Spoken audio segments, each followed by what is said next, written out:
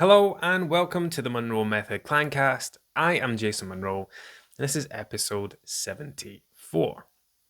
Today we're going to talk about redefining success. So, inside the Munro Method, inside my private coaching community, I go live with them. So we do live videos where our members tune in and ask questions live and interact. And I do those every second Wednesday night around 7 p.m. And then on the alternating weeks, I do like a midday Q&A. So the next again Wednesday, I'll do a kind of midday live. But anyway, the point was last night I delivered a live chat and I called it Redefining Success. Now it's funny because I schedule these things a couple of weeks in advance. So like I'll record a podcast or I'll write an email or I'll have a check-in with a client and it sparks an idea and I'll go, do you know what? That would be a really good live chat topic. And when I wrote the content for the live chat, the post, and what the summary of what it was going to be about, I said, this is about looking beyond the scales. And at the time, I was thinking about measurements and photos and clothes and like looking for non-scale versions of progress. And then when I started talking last night, it just went off in a completely different direction, to the point where I thought it would make for a really good podcast episode.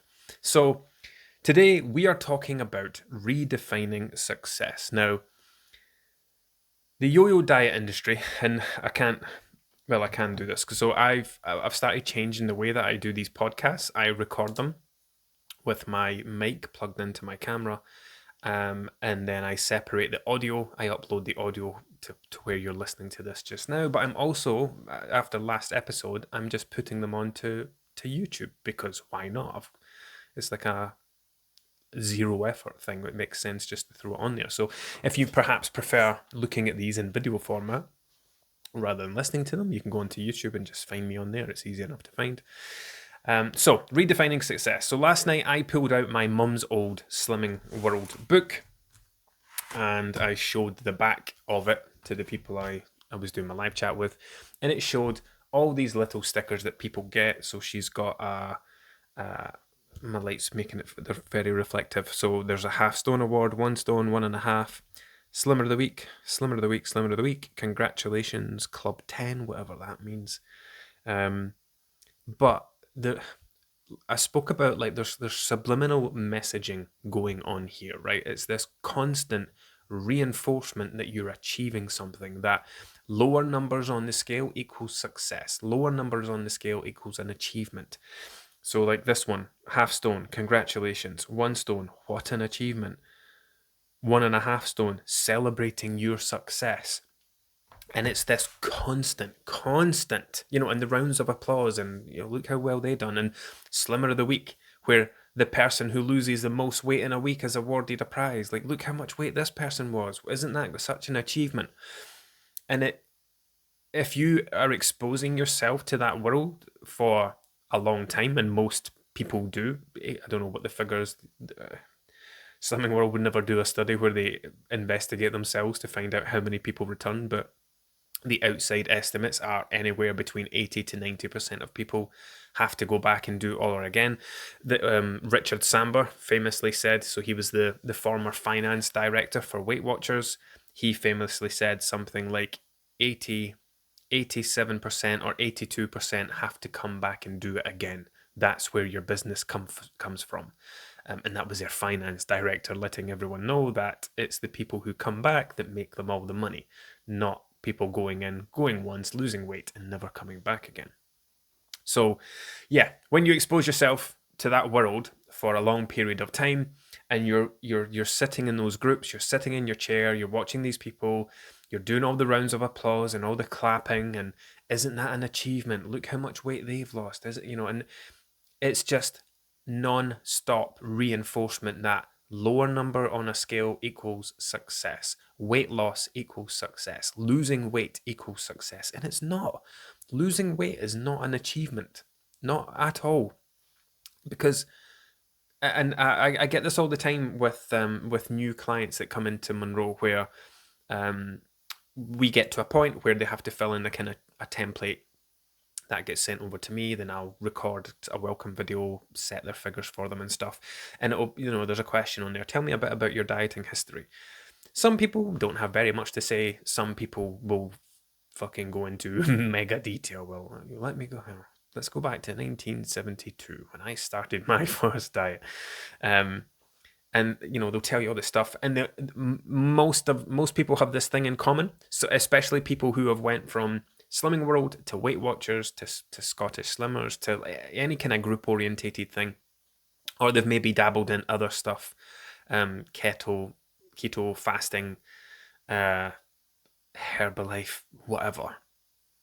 And at the bottom of this, the response, it'll be, I've had most of my success at Slimming World. I've had most of my success at Weight Watchers. And if I do bring this up because I'll record feedback to that, and I'll tell them exactly what I'm talking about in this episode today, because it's really important that we dispel that illusion that these people have been successful. If they had successfully lost weight, they wouldn't be coming to work with me.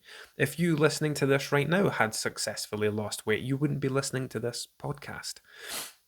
So it's important, and inside the Munro Method, from the outside, it might just look like I help people lose weight, and it's not. I mean, that's a part of it. And I'm going to say it's a very small part of it, and I'll explain why later on. But yes, I do help people lose weight, but I don't do it by saying, right, let's focus entirely on this number. I am going to celebrate that number every single check-in. We're going to make it all about how much you lost that week. We're going to make it all about that. And if you don't lose anything, we're going to make it all about why you didn't lose anything. That's a fucking disgusting. It makes me sick thinking about it, honestly. So excuse me if I get a little bit passionate and colourful about it. This is the side of the industry that disgusts me. Anyway, honestly, it really does. It gets me all riled up. That's why I'm taking a drink of my juice to settle down. So I got very carried away with how passionate I was about that then, and lost track of where I'd got to. But point was, inside the Munro Method, from the outside, it might look like all we do is give people calories and macros and that's it. We just try and help them lose weight. And it's not like that at all. Like, one of the reasons that I wanted, when I moved to the new community app that we have back at the end of October last year, 2023, if you're listening to this in the future, was I wanted to convert the Munro Method into a 14-day course, a 14-day bite-sized course, because the way it was before, people... they could get through the information in an hour, and we could have calculated the calories and macros, and off they could be going. And it was just too soon. Like, in an ideal world, I didn't want that happening. I wanted there to be a delay, because I wanted to work on this, and this before we got to that part. And that's why days 1 to 4 inside the Munro Method is about building people up and basically saying, that here's the reason why you are here. You are not here to lose weight. Yes, that's going to happen, but that should not be your main reason for being here, and here's why. And then an explanation like, most people who come to work with me are yo-yo dieters. If you have been chasing the scales up and down for years, you do not have a weight problem. You have a problem where you repeatedly gain weight. That's your problem. Your weight isn't the problem. That thing is. So in no place in life do you solve problems by focusing on the outcome of the problem. You don't fix a leaky pipe by trying to wrap some tape around it so it stops leaking, right? That's fixing the outcome. What's the outcome of this problem? Well, this pipe is dripping, right? Just wrap something around it. That's not how it works. Like, if a plumber comes in there, they'll switch off the water, take the pipe out, repair whatever needs repaired, put it back together again. Then you're fixing the source of the problem, and that's what I'm doing. People who go to Weight Watchers and Slimming World and all that stuff, they're trying to change the number on the scale. They're trying to change the outcome of their problems. If someone emotionally eats when they're stressed, eats in the car, drinks a lot of alcohol, snacks when they're under the influence, rarely cooks, order lots of takeaways, snacks in front of the TV, right? Everybody has their own list of things that contributes to what their weight is and where their weight is. And if you don't address these reasons, and instead you just try to keep up with all that stuff that you're doing, but you follow a plan for a little while that helps you lose a little bit of weight, what happens when you stop following that plan and you are still the same person who gained that weight? It all just comes back again. So when I converted the Munro Method into a 14-day course, I wanted the first 3 to 5 days to be purely focused on getting people up to speed, getting them up to my level, letting them know that they don't have a weight problem. You have a number of smaller problems that contribute to your weight. And during your time here, we're going to identify them, uncover them, pick them apart, and we're going to work on them to improve them. And then we go into like the mindset stuff, which is really important. And then we get to the point where I say, right, now that we've got all that out of the way, now that we're all on the same page, now we're going to start working on this stuff. And it just makes such a difference, because if someone launches straight into weight loss from day one, they're doing so with the same mindset that they've approached every other thing in the past. Like, okay, this is me, I'm starting this new thing, I'm going to start weighing myself, and it's all about trying to get these numbers down. And they'll quite often revert back to old behaviors, right? So, right, if I just don't eat breakfast and lunch, I can have a big dinner and still eat stuff in front of the TV. Or if I drink lots of water, that'll stop me from being hungry. Or if I take myself to bed early, and they try to turn, in the past, it's happened in the past. People have tried to turn the Munro Method into a yo-yo diet by approaching it in the same way they have done every other weight loss attempt they've made, and it doesn't work. One of the reasons I put the cancellation policy in place was to stop people from treating it like a yo-yo diet. People were joining for, once we get past Easter, that's when lots of people start kind of joining for the year. And lots of people would join for a few months, then just cancel in the summer and disappear for 2 months and then come back again. And it's because I'm not going to be bothered about my weight. I'll lose weight for 3 months, go put it all back on again in the summer, and then I'll come back and get it off again afterwards. And I hated that. So that's why I put the 6-month cancellation thing in place, where when people cancel, they can't come back for 6 months. So they can't do that yo-yo bouncing in and out thing. That's why I put that policy in place. I was going to put it in at 12 months, but I was overruled by someone else who I asked for advice about it. I might still do it at some point. So yeah, we want to get everyone on the same page and up to speed, so that it's like, right, now we're going to start doing these things. You fully understand why we're doing them. You're approaching them with the right reason, from the right angle, and with the right reasons. You understand that, and yes, I completely understand that losing weight is important to you. We're going to make sure that happens, but I don't want that to be your main focus, because your weight has been your main focus every time you've tried to lose weight in the past. And what's happened? You've regained weight. Here you are 10, 20, 30 years later, still playing around with the same numbers on the scale, still trying to lose the same weight you were losing back in your late teens and your 20s, going through this cycle all over again. I don't want this to be one more of those cycles. And this is where redefining what success means come into it, because losing weight is not a success. Losing weight should be the shortest thing that you do, the briefest moment in time. People get it completely backwards, right? Let's say you reach the age of 25, you've been through high school, you've been through uni, you've done lots of study, you've discovered partying, you didn't exercise much, and here you are left carrying 3 stones that you didn't want to be carrying, right? So you might come to me and say, right, I've just finished up, I've qualified, I've started this new job, things are going to be different, I want to start taking care of my health. Awesome. Come and work with me for 3 stone, I don't know, 8 months, 9 months. We'll get that done. We'll make sure that you come out the other side of this process the person who can maintain the loss of 3 stones, and that's it. By the age of 26, you'll be back to whatever weight you were before you started uni, but dieting will be a thing of the past, and blah, blah, blah. And that's it. That person could then spend the rest of their life more or less maintaining their weight.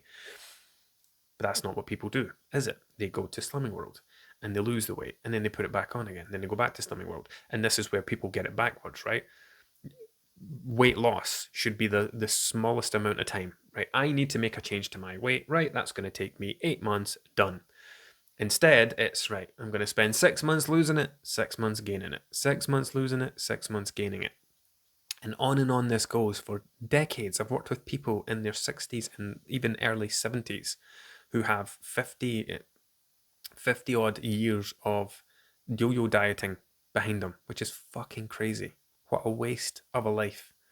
Imagine how much time, energy, money, stress, anxiety, how it impacted them emotionally. Imagine the impact on that person's entire life with this annual dedication to losing weight. What a waste of time. How much could someone accomplish? Imagine you removed your weight from your life. If you imagine your life to be like a pie chart, right? 100%. And 20% of your life, 25% of your life, you dedicate to weight loss. What could that have been invested in? What could you have been doing with that? What could you have done with that money, with that time?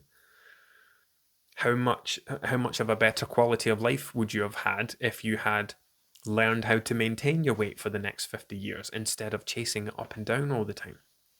So, what is weight loss success?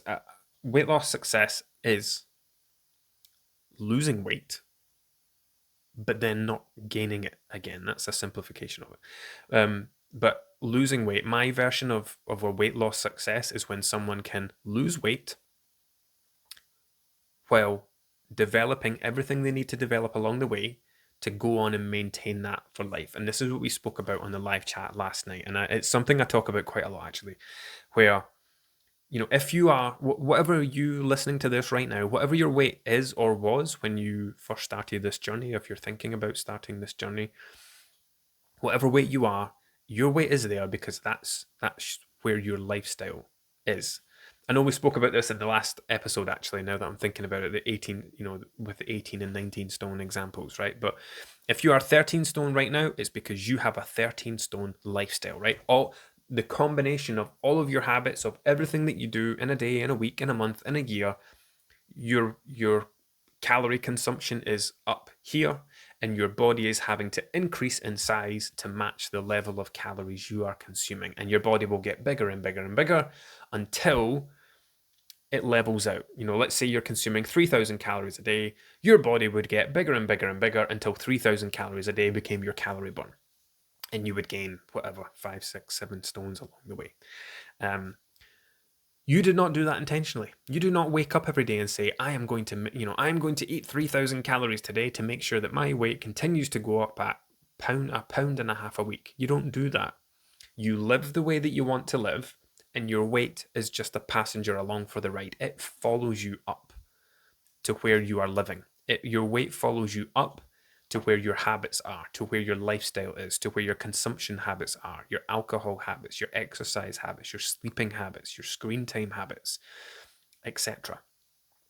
And inside the Munro Method, that's what I try to get to happen in the opposite direction, right? So this is the difference between high quality weight loss and low quality weight loss. Low quality weight loss is when people just focus on the scales and just do a bunch of random shit to try and get their weight down. High quality weight loss is when you lose weight the right way while learning about everything in the process and changing the habits that took your weight to where it was in the first place along the way. That's high quality weight loss. Anyone can go away and lose 10 pounds. If somebody loses 10 pounds following some ridiculous crash diet, that's low quality weight loss because there's a 99% chance they're going to put that 10 pounds straight back on again.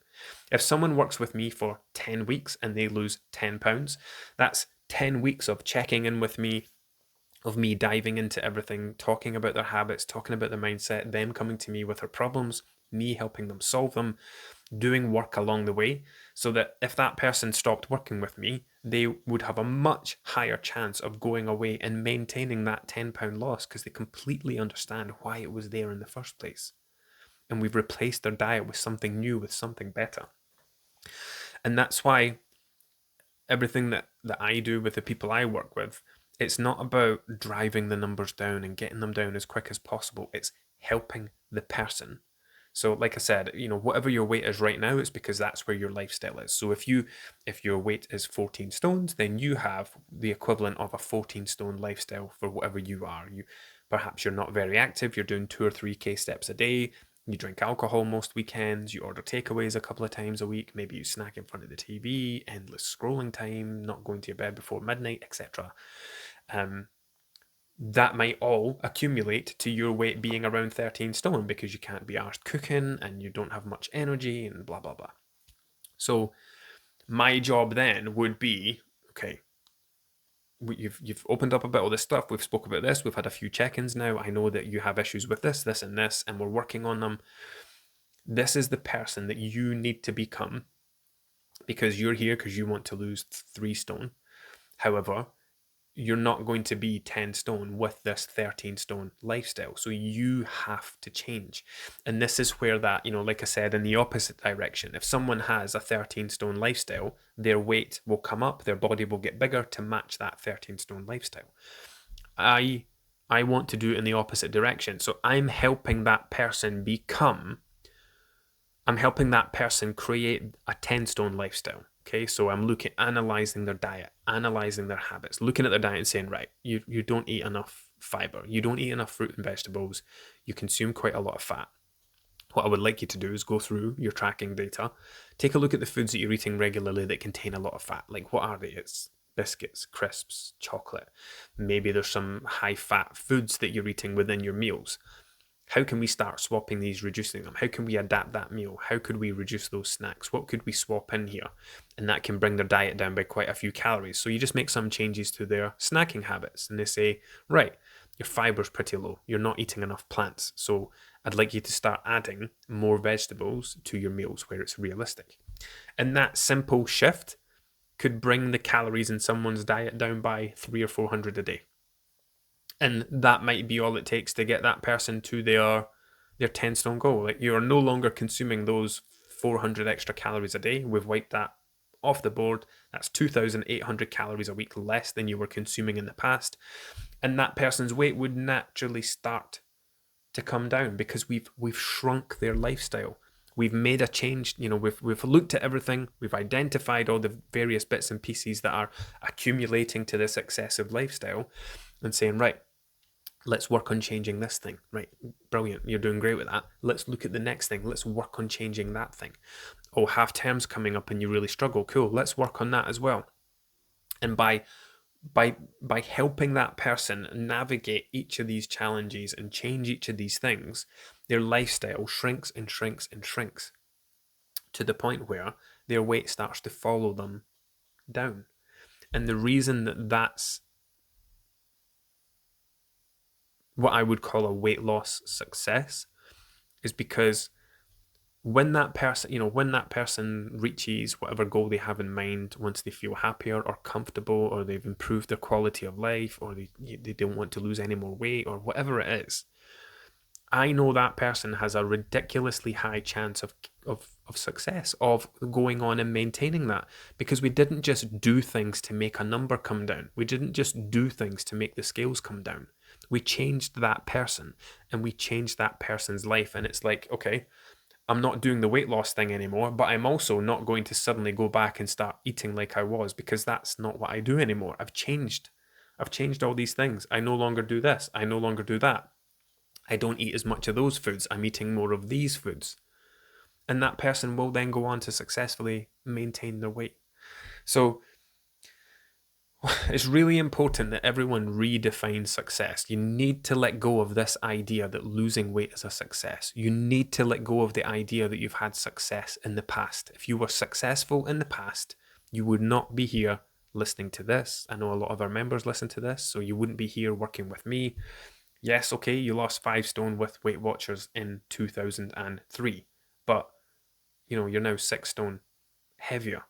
And you've had multiple dieting things in between that. So, and that fucking annoys me as well, because if somebody loses that amount of weight, that's a ridiculous amount of work, a ridiculous amount of progress, a ridiculous amount of dedication.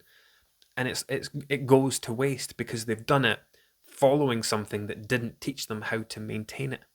That frustrates the life out of me. 6 stone, how long would it take someone to lose 6 stone? A year and a half, 2 years maybe. Imagine dedicating 2 years of your life to something, getting to the end of it and thinking, God, this is amazing, look how much my life has changed, and then going it alone and going, fuck, I don't know what to do here. Do I just keep counting points? Do I just keep doing this? Do I just keep doing that? And gradually, as time goes on, because they didn't resolve any of the habits, they didn't resolve any of the behaviors, they didn't resolve their emotional eating, they didn't improve their relationship with food. In fact, the relationship with food got worse because some things were high in points and they weren't allowed them. Some things were low in points and they were allowed those. Or with Slimming World, people cannot break free from sins. It ruins food for them. Oh God, I've eaten this now and it's like 15 sins. Oh, fuck it, I'll just spend the whole weekend eating like this and I'll get back on plan on Monday. And gradually, over time, over the next few years, that 6 stones is back again, potentially with more. And how can you call that a success? Slimming World like to think, and Weight Watchers, they like to think that their responsibility ends once you reach your goal. Like they'll never take responsibility for that. Oh no, we helped you. You were a success story. You look, we helped you get to 10 stone. You were a success. But what happened was you stopped coming to group and then you went away on your own. And they'll wash their hands of you and that all gets put back on you. They fucking love the blame game at Slimming World. You will never, and this is, I've worked with countless Slimming World consultants over the year now, tens of thousands of ex-members. You will never hear Slimming World take responsibility for anything. They will never say, oh, that's on us. We didn't show you how to do that. We didn't give you that information. They'll never take responsibility for anything. It is the blame game, and you are always the scapegoat. You are always the one to blame. Looking at your food diary. Oh, you didn't have a loss this week. I remember during COVID, there was lots of people doing like virtual classes and people were sending me emails. So there was a virtual, I don't know what it's like now, but there was a virtual class where like you didn't go to a weigh-in, but you submitted your numbers, and then there was like an automated process where they started sending you emails, and a few people sent me these emails where it was like, oh, you've not had a loss this week. Don't worry about it. It happens to everyone. So it made it out like it should be the absolute end of the world to the person, but we're going to give you loads of reassurance. It's like, oh, don't worry about it. It happens to the best of us sometimes. And then they had this line where it said, let's work together to find out where you've gone wrong. And it's all this finger pointing and, oh, you're losing weight. Well, that's because you're on plan, and all that success, alleged success, gets credited to the plan. Oh, that's because of us. We're helping you do that. Oh, you lost 2 pounds this week. You must have been 100% on plan. And then the next week, when you maintain, trying to make it out like it's not the worst thing in the world by making it out to be the worst thing in the world. Oh goodness, don't worry, don't panic.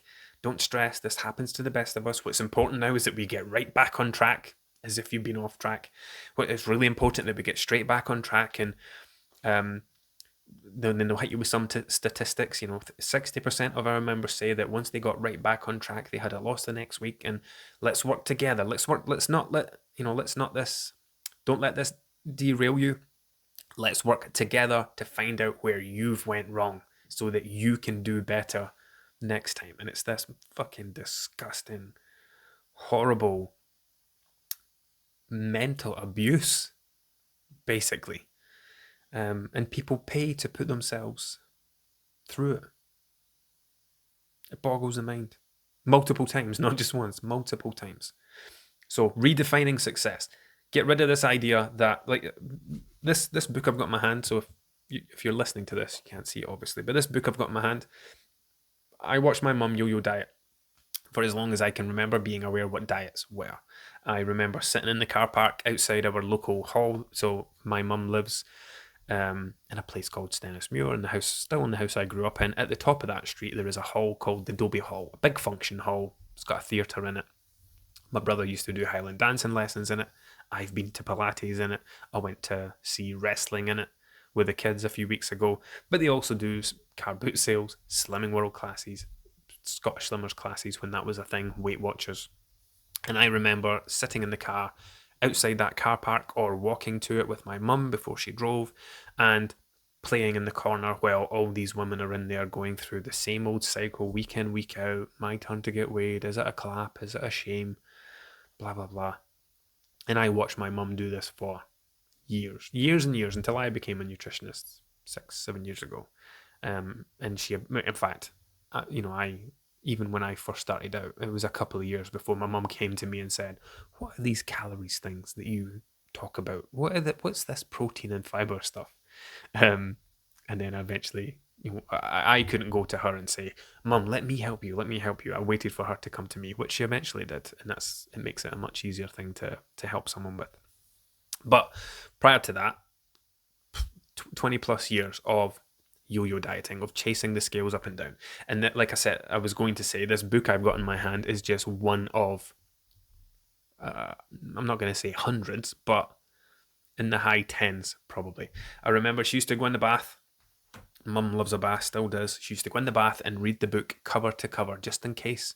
Whatever she was planned she was doing at the time, she was one of those people who loved journals, who loved diaries. She loved turning up to class, signing up for the first time, getting the book, getting the folder, getting all that stuff, bringing it home, reading it cover to cover, filling it in, giving it her best handwriting. You all know what I'm talking about, those of you who've been to Slimming Road.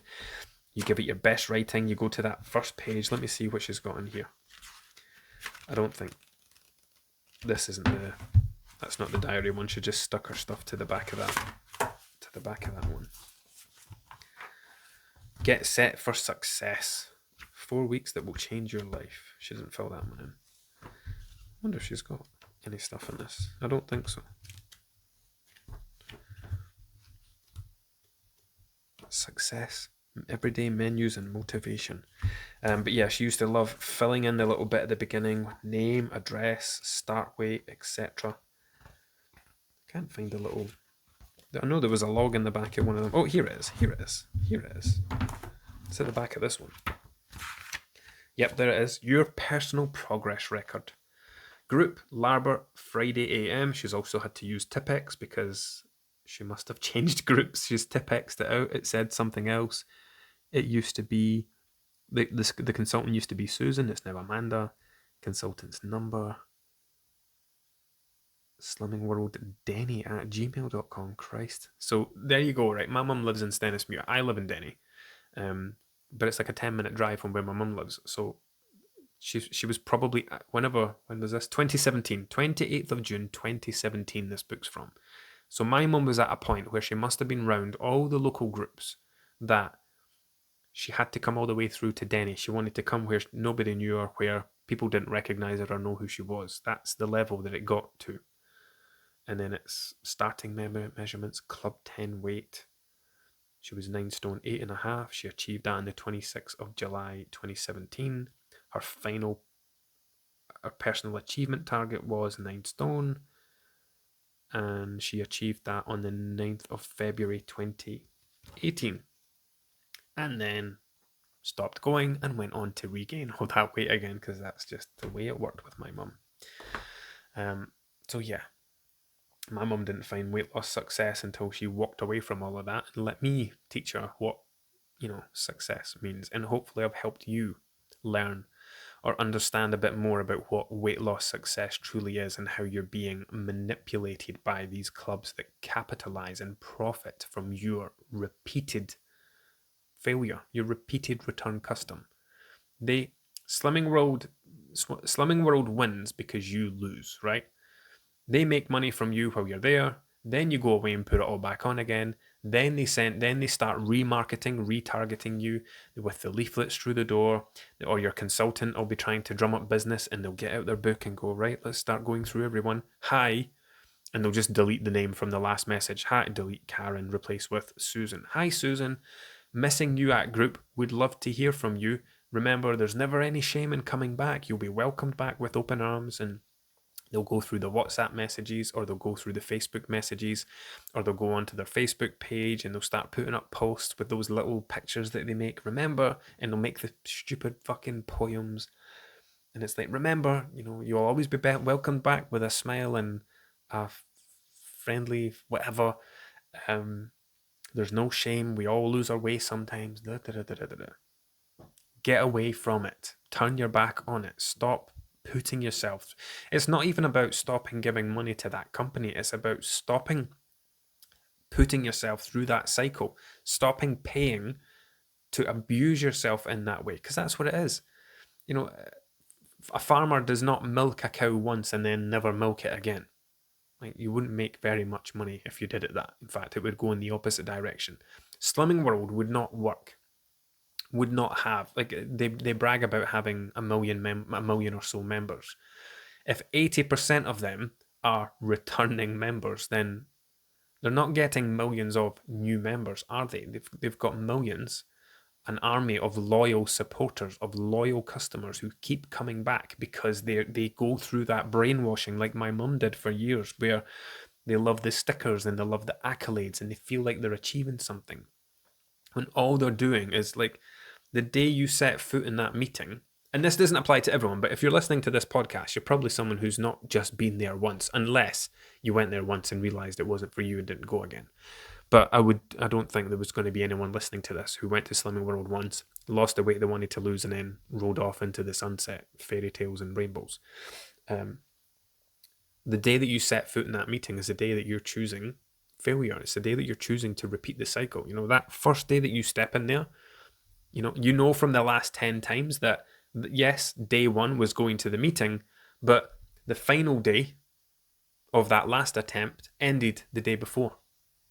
Because, like I said, Slimming World are just as responsible for the weight that you gain as they are for the weight that you lose, because they do not teach you how to live without Slimming World. They want you to keep going back. That's why you get the free membership. Keep coming back to group, and then they'll hit you with the fucking statistics again. 80% of our members said that coming back to group helped them maintain their weight. So yeah, because you start charging them if they don't maintain your weight. You're not teaching people how to maintain their weight based on what's important to them. It's, if you don't keep your number within 3 pounds of your target weight, you'll have to start paying us again. You're threatening them, basically. Here's a threat. If you do not, we're going to start taking money from you if your weight goes up. And then you're holding people to ransom, not to regain weight. Anyway, I could talk about this stuff for hours, sadly. I've seen a lot in my time. And it's one of the reasons that I'm still here doing this, working as hard as I am, trying to help as many people as I can, putting out content, sending emails every day, recording podcasts every week. Shit, that was my cup of tea. Sorry. It's in a thing. It didn't spill. So yeah, if you're listening to this and you're a member, amazing. Hopefully this has helped kind of refresh you a bit and give you some motivation and remind you why you're working with me and why you walked away from all those years of yo-yo dieting. If you're not yet a member, you should be. Because what have you got to lose, right? For once in your life, for once in your dieting history, try something that isn't designed with your future return custom in mind. When people come to work with me, I don't sit there rubbing my hands thinking, oh, I've got you for the next 5 years. I'm going to take £300 off you every year for the next 5 years because I'm going to, when you leave.